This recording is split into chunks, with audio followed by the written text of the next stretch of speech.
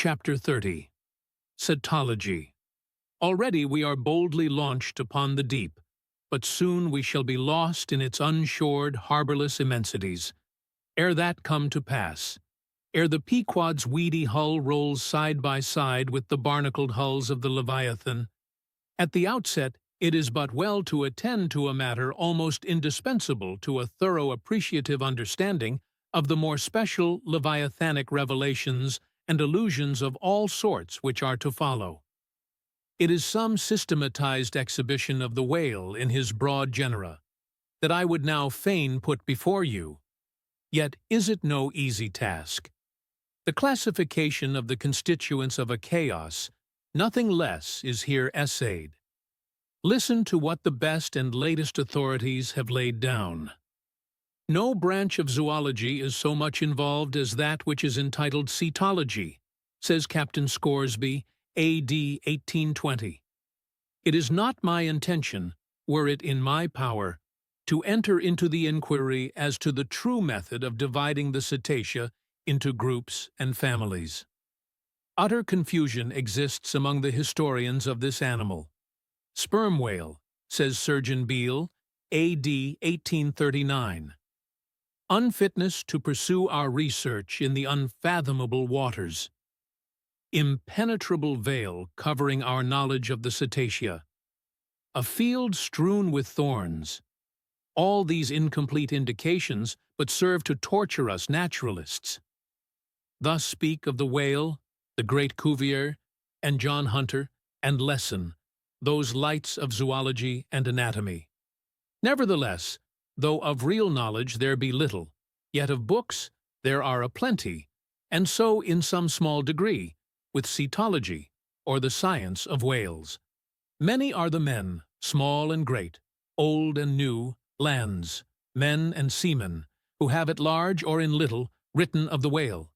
Run over a few: the authors of the Bible, Aristotle, Pliny, Aldrovandi, Sir Thomas Browne, Gesner, Ray, Linnaeus, Rondeletius, Willoughby, Green, Artedi, Sibbald, Briss, Son, Martin, Lacépède, Bonneterre, Desmarest, Baron Cuvier, Frederick Cuvier, John Hunter, Owen, Scoresby, Beale, Bennett, J. Ross Brown, the author of Miriam Coffin, Olmsted, and the Reverend T. Cheever. But to what ultimate generalizing purpose all these have written, the above-cited extracts will show. Of the names in this list of whale authors, only those following Owen ever saw living whales, and but one of them was a real professional harpooner and whaleman. I mean Captain Scoresby. On the separate subject of the Greenland or right whale, he is the best existing authority. But Scoresby knew nothing and says nothing of the great sperm whale, compared with which the Greenland whale is almost unworthy mentioning. And here be it said that the Greenland whale is an usurper upon the throne of the seas. He is not even by any means the largest of the whales. Yet, owing to the long priority of his claims, and the profound ignorance which, till some 70 years back, invested the then fabulous and utterly unknown sperm whale, and which ignorance to this present day still reigns in all but some few scientific retreats and whale ports, this usurpation has been every way complete. Reference to nearly all the Leviathanic allusions in the great poets of past days will satisfy you that the Greenland whale, without one rival, was to them the monarch of the seas. But the time has at last come for a new proclamation. This is Charing Cross, hear ye. Good people all, the Greenland whale is deposed. The great sperm whale now reigneth. There are only 2 books in being which at all pretend to put the living sperm whale before you, and at the same time, in the remotest degree, succeed in the attempt. Those books are Beale's and Bennett's, both in their time surgeons to English South Sea whale ships, and both exact and reliable men. The original matter touching the sperm whale to be found in their volumes is necessarily small, but so far as it goes, it is of excellent quality, though mostly confined to scientific description. John. As yet, however, The sperm whale, scientific or poetic, lives not complete in any literature. Far above all other hunted whales, his is an unwritten life. Now the various species of whales need some sort of popular comprehensive classification, if only an easy outline one for the present, hereafter to be filled in all its departments by subsequent laborers. As no better man advances to take this matter in hand, I hereupon offer my own poor endeavors. I promise nothing complete, because any human thing supposed to be complete must for that very reason infallibly be faulty. I shall not pretend to a minute anatomical description of the various species, or, in this place at least, to much of any description. My object here is simply to project the draft of a systematization of cetology. I am the architect, not the builder, but it is a ponderous task. No ordinary letter sorter in the post office is equal to it. To grope down into the bottom of the sea after them, to have one's hands among the unspeakable foundations, ribs, and very pelvis of the world. This is a fearful thing. What am I that I should essay to hook the nose of this Leviathan? The awful tauntings in Job might well appall me. Will he, the Leviathan, make a covenant with thee? Behold, the hope of him is vain. But I have swam through libraries and sailed through oceans. I have had to do with whales with these visible hands. I am in earnest, and I will try. There are some preliminaries to settle. First, the uncertain, unsettled condition of this science of cetology is in the very vestibule attested by the fact that in some quarters it still remains a moot point whether a whale be a fish. In his System of Nature, A.D. 1776, Linnaeus declares, "I hereby separate the whales from the fish." But of my own knowledge, I know that down to the year 1850, sharks and shad, alewives and herring, against Linnaeus's express edict, were still found dividing the possession of the same seas with the Leviathan. The grounds upon which Linnaeus would fain have banished the whales from the waters, he states as follows: on account of their warm bilocular heart, their lungs, their movable eyelids, their hollow ears, penem intrantem feminam, mam, mis lactantem, and finally, ex lege naturae jure meritoque. I submitted all this to my friends Simeon Macy and Charlie Coffin of Nantucket, both messmates of mine in a certain voyage, and they united in the opinion that the reasons set forth were altogether insufficient. Charlie profanely hinted they were humbug. Be it known that, waiving all argument, I take the good old-fashioned ground that the whale is a fish, and call upon holy Jonah to back me. This fundamental thing settled, the next point is, in what internal respect does the whale differ from other fish? Above, Linnaeus has given you those items, but in brief, they are these: lungs and warm blood, whereas all other fish are lungless and cold-blooded. Next, how shall we define the whale by his obvious externals, so as conspicuously to label him for all time to come? To be short, then, a whale is a spouting fish with a horizontal tail.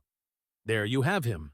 However contracted, that definition is the result of expanded meditation. A walrus spouts much like a whale, but the walrus is not a fish, because he is amphibious. But the last term of the definition is still more cogent, as coupled with the first. Almost anyone must have noticed that all the fish familiar to landsmen have not a flat, but a vertical or up-and-down tail, whereas among spouting fish the tail, though it may be similarly shaped, invariably assumes a horizontal position. By the above definition of what a whale is, I do by no means exclude from the Leviathanic Brotherhood any sea creature hitherto identified with the whale by the best informed Nantucketers, nor, on the other hand, link with it any fish hitherto authoritatively regarded as alien. Hence all the smaller, spouting, and horizontal-tailed fish must be included in this ground plan of cetology. Now then, come the grand divisions of the entire whale host. First, according to magnitude, I divide the whales into 3 primary books, subdivisible into chapters, and these shall comprehend them all, both small and large. I, the folio whale, and second, the octobo whale, 3, the duodecimo whale. As the type of the folio, I present the sperm whale. Of the octavo, the grampus. Of the duodecimo, the porpoise. Folios. Among these, I here include the following chapters. I, the sperm whale. 2, the right whale. 3, the fin-back whale. 4, the hump-backed whale. V, the razor-back whale.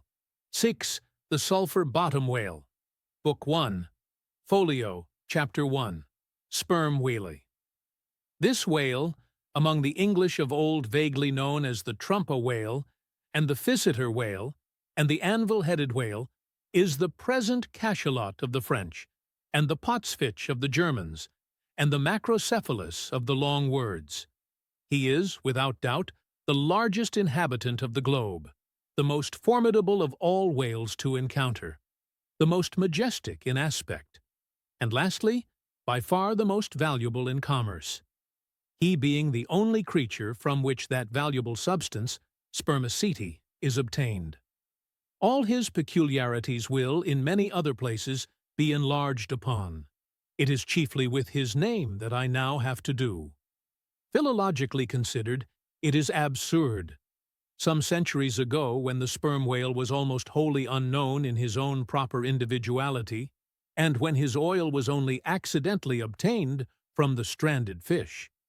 In those days, spermaceti, it would seem, was popularly supposed to be derived from a creature identical with the one then known in England as the Greenland or right whale.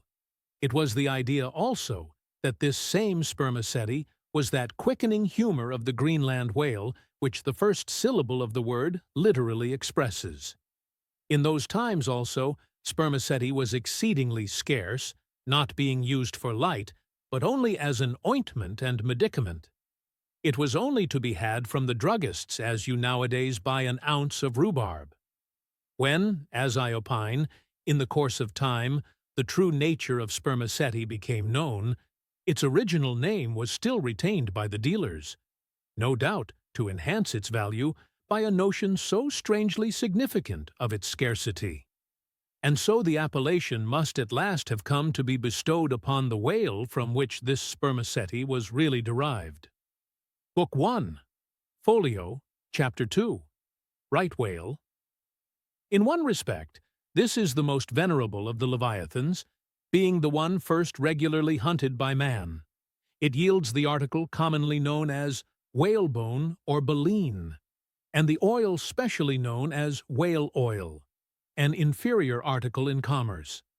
Among the fishermen, he is indiscriminately designated by all the following titles: the whale, the Greenland whale, the black whale, the great whale, the true whale, the right whale. There is a deal of obscurity concerning the identity of the species thus multitudinously baptized. What, then, is the whale, which I include in the second species of my folios? It is the great Mysticetus of the English naturalists, the Greenland whale of the English whalemen, the baleine ordinaire of the French whalemen, the growlens wallfish of the Swedes. It is the whale which for more than 2 centuries past has been hunted by the Dutch and English in the Arctic seas. It is the whale which the American fishermen have long pursued in the Indian Ocean, on the Brazil banks, on the northwest coast, and various other parts of the world, designated by them right whale cruising grounds. Some pretend to see a difference between the Greenland whale of the English and the right whale of the Americans. But they precisely agree in all their grand features, nor has there yet been presented a single determinate fact upon which to ground a radical distinction. It is by endless subdivisions based upon the most inconclusive differences that some departments of natural history become so compellingly intricate. The right whale will be elsewhere treated of at some length, with reference to elucidating the sperm whale. Book I, Folio, Chapter 3, Finback. Under this head, I reckon a monster which, by the various names of finback, tall spout, and long john, has been seen almost in every sea, and is commonly the whale whose distant jet is so often descried by passengers crossing the Atlantic in the New York packet tracks. In the length he attains, and in his baleen, the finback resembles the right whale, but is of a less portly girth and a lighter color, approaching to olive. His great lips present a cable-like aspect, formed by the intertwisting, slanting folds of large wrinkles. His grand distinguishing feature, the fin from which he derives his name, is often a conspicuous object. This fin is some 3 or 4 feet long, growing vertically from the hinder part of the back, of an angular shape and with a very sharp pointed end. Even if not the slightest other part of the creature be visible, this isolated fin will, at times, be seen plainly projecting from the surface. When the sea is moderately calm and slightly marked with spherical ripples, and this gnomon-like fin stands up and casts shadows upon the wrinkled surface, it may well be supposed that the watery circle surrounding it somewhat resembles a dial, with its style and wavy hour lines graved on it. On that Ahaz dial, the shadow often goes back. The finback is not gregarious. He seems a whale-hater, as some men are man-haters. Very shy, always going solitary, unexpectedly rising to the surface in the remotest and most sullen waters, his straight and single lofty jet rising like a tall misanthropic spear upon a barren plain. Gifted with such wondrous power and velocity in swimming as to defy all present pursuit from man. This Leviathan seems the banished and unconquerable Cain of his race, bearing for his mark that style upon his back. From having the baleen in his mouth, the finback is sometimes included with the right whale, among a theoretic species denominated whalebone whales, that is, whales with baleen. Of these so-called whalebone whales, there would seem to be several varieties, most of which, however, are little known. Broad-nosed whales and beaked whales, pike-headed whales, bunched whales, under-jawed whales, and rostrated whales are the fishermen's names for a few sorts. In connection with this appellative of whalebone whales, it is of great importance to mention that however such a nomenclature may be convenient in facilitating allusions to some kind of whales, yet it is in vain to attempt a clear classification of the Leviathan, founded upon either his baleen, or hump, or fin, or teeth, notwithstanding that those marked parts or features very obviously seem better adapted to afford the basis for a regular system of cetology than any other detached bodily distinctions which the whale in his kinds presents. How then? The baleen, hump, back fin, and teeth. These are things whose peculiarities are indiscriminately dispersed among all sorts of whales, without any regard to what may be the nature of their structure in other and more essential particulars. Thus, the sperm whale and the humpbacked whale each has a hump, but there the similitude ceases. Then, this same humpbacked whale and the Greenland whale, each of these has baleen, but there again the similitude ceases. And it is just the same with the other parts above mentioned. In various sorts of whales, they form such irregular combinations, or, in the case of any one of them detached, such an irregular isolation, as utterly to defy all general methodization formed upon such a basis. On this rock, every one of the whale naturalists has split, but it may possibly be conceived that, in the internal parts of the whale, in his anatomy, there, at least, we shall be able to hit the right classification. Nay, what thing, for example, Is there in the Greenland whale's anatomy more striking than his baleen? Yet we have seen that by his baleen it is impossible correctly to classify the Greenland whale.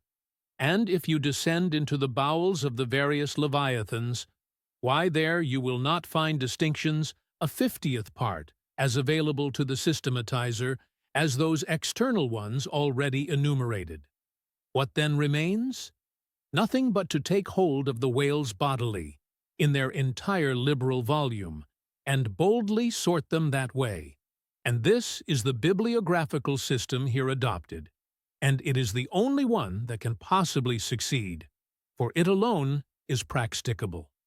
To proceed. Book 1, Folio, Chapter 4, Humpback.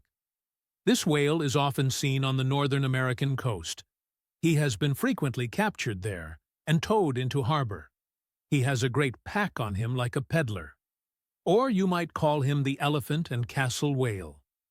At any rate, the popular name for him does not sufficiently distinguish him, since the sperm whale also has a hump, though a smaller one. His oil is not very valuable.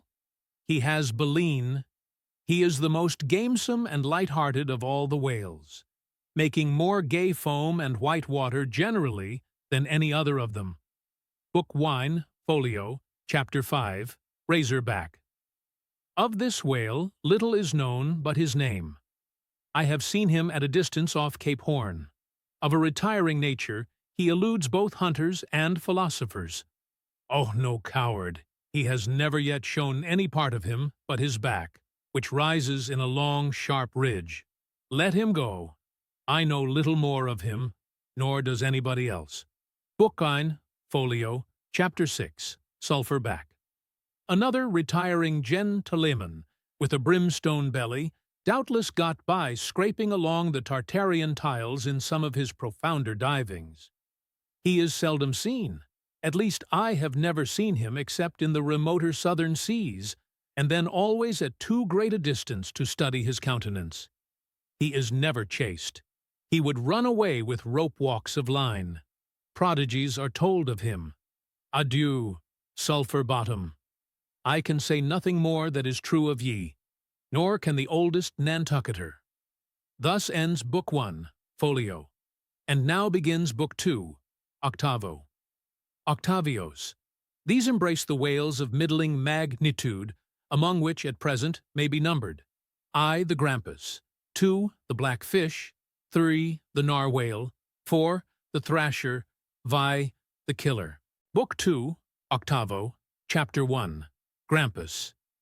Though this fish, whose loud sonorous breathing, or rather blowing, has furnished a proverb to landsmen, is so well known a denizen of the deep, yet is he not popularly classed among whales. But possessing all the grand distinctive features of the Leviathan, most naturalists have recognized him for one. He is of moderate octavo size, varying from 15 to 25 feet in length, and of corresponding dimensions round the waist. He swims in herds. He is never regularly hunted, though his oil is considerable in quantity and pretty good for light. By some fishermen, his approach is regarded as premonitory of the advance of the great sperm whale. Book 2, Octavo, Chapter 2, Blackfish. I give the popular fishermen's names for all these fish, for generally they are the best. Where any name happens to be vague or inexpressive, I shall say so and suggest another. I do so now, touching the blackfish, so called, because blackness is the rule among almost all whales. So, call him the hyena whale, if you please. His voracity is well known, and from the circumstance that the inner angles of his lips are curved upwards, he carries an everlasting Mephistophelian grin on his face. This whale averages some 16 or 18 feet in length. He is found in almost all latitudes. He has a peculiar way of showing his dorsal hooked fin in swimming, which looks something like a Roman nose. When not more profitably employed, the sperm whale hunters sometimes capture the hyena whale to keep up the supply of cheap oil for domestic employment. as some frugal housekeepers, in the absence of company, and quite alone by themselves, burn unsavory tallow instead of odorous wax. Though their blubber is very thin, some of these whales will yield you upwards of 30 gallons of oil. Book 2, 8, Chapter 3, Narwhale. That is, nostril whale. Another instance of a curiously named whale, so named, I suppose, from his peculiar horn being originally mistaken for a peaked nose. The creature is some 16 feet in length, while its horn averages 5 feet, though some exceed 10, and even attain to 15 feet. Strictly speaking, this horn is but a lengthened tusk, growing out from the jaw in a line a little depressed from the horizontal. But it is only found on the sinister side, which has an ill effect, giving its owner something analogous to the aspect of a clumsy left-handed man. What precise purpose this ivory horn or lance answers, it would be hard to say. It does not seem to be used like the blade of the swordfish and billfish, though some sailors tell me that the narwhale employs it for a rake in turning over the bottom of the sea for food. Charlie Coffin said it was used for an ice piercer, for the narwhale, rising to the surface of the polar sea, and finding it sheeted with ice, thrusts his horn up, and so breaks through. But you cannot prove either of these surmises to be correct. My own opinion is that however this one-sided horn may really be used by the narwhale, however that may be, it would certainly be very convenient to him for a folder in reading pamphlets. The narwhale I have heard called the tusked whale, the horned whale, and the unicorn whale. He is certainly a curious example of the unicornism to be found in almost every kingdom of animated nature. From certain cloistered old authors, I have gathered that this same sea unicorn's horn was in ancient days regarded as the great antidote against poison, and as such, preparations of it brought immense prices. It was also distilled to a volatile salts for fainting ladies, the same way that the horns of the male deer are manufactured into hartshorn. Originally, it was in itself accounted an object of great curiosity. Black Letter tells me that Sir Martin Frobisher, on his return from that voyage, when Queen Bess did gallantly wave her jewelled hand to him from a window of Greenwich Palace, as his bold ship sailed down the Thames, when Sir Martin returned from that voyage, saith Black Letter, on bended knees he presented to her Highness a prodigious long horn of the narwhale, which for a long period after hung in the castle at Windsor. An Irish author avers that the Earl of Leicester, on bended knees, did likewise present to her Highness another horn, pertaining to a land beast of the unicorn nature. The narwhale has a very picturesque, leopard-like look, being of a milk-white ground color, dotted with round and oblong spots of black. His oil is very superior, clear and fine, but there is little of it, and he is seldom hunted. He is mostly found in the circumpolar seas. Book 2, 8, Chapter 4, Killer. Of this whale, little is precisely known to the Nantucketer, and nothing at all to the professed naturalist. From what I have seen of him at a distance, I should say that he was about the bigness of a grampus. He is very savage, a sort of Fiji fish. He sometimes takes the great folio whales by the lip and hangs there like a leech, till the mighty brute is worried to death. The killer is never hunted. I never heard what sort of oil he has. Exception might be taken to the name bestowed upon this whale, on the ground of its indistinctness. For we are all killers, on land and on sea, Bonapartes and sharks included. Book 2, 8, Chapter 5, Thrasher. This gentleman is famous for his tail, which he uses for a ferula in thrashing his foes. He mounts the folio whale's back, and as he swims, he works his passage by flogging him, as some schoolmasters get along in the world by a similar process. Still less is known of the rasher than of the killer. Both are outlaws, even in the lawless seas. Thus ends Book 2, octavo, and begins Book 3, duodecimo. Duodecimo. These include the smaller whales. I, the huzzah porpoise. 2, the Algerine porpoise. 3, the mealy-mouthed porpoise. To those who have not chanced specially to study the subject, it may possibly seem strange that fishes not commonly exceeding 4 or 5 feet should be marshalled among whale, a word which, in the popular sense, always conveys an idea of hugeness. But the creatures set down above as duodecimos are infallibly whales, by the terms of my definition of what a whale is, i.e., a spouting fish with a horizontal tail. Book 3, duodecimo, Chapter 1, Huzzah Porpoise. This is the common porpoise found almost all over the globe.